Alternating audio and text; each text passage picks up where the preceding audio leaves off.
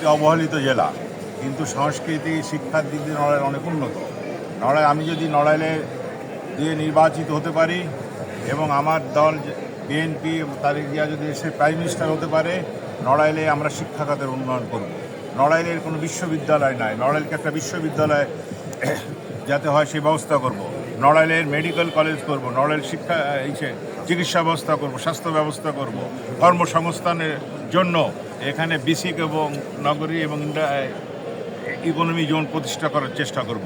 মহিলাদের কর্মসংস্থানের ব্যবস্থা করব, যোগাযোগ ব্যবস্থা উন্নয়ন করব। আমাদের এটাকে ফোর লেনের প্রজেক্টটা পাস হয়ে গেছে, এটাকে আমরা 6 লেন উন্নত করে অতি তাড়াতাড়ি আমাদের সরকার আসার সাথে সাথে আমরা এখানে যাতে কাজ হয় সেই কাজের ব্যবস্থা করব। নড়াইলের লোহাগড়া এবং বড়দিয়া বিভিন্ন স্থানে লোহাগড়া থানার নদী ভাঙ্গনের ব্যবস্থা হচ্ছে, সেই নদী শাসনের ব্যবস্থা করব। এই নড়াইল জেলাটা মধুমতি নবগঙ্গা চিত্রা দিয়ে ঘেরা, এটাকে যাতে পর্যটন কেন্দ্র করা যায় সেই ব্যবস্থা আমি নিব এবং সর্বস্তরে নড়াইলের জনগণ যদি আমার সাথে থাকে, ইনশাল্লাহ নড়াইলকে একটা আধুনিক, উন্নত এবং সুখী সমৃদ্ধ আইন শৃঙ্খলা যাতে থাকে সেরকম একটা শহর করব।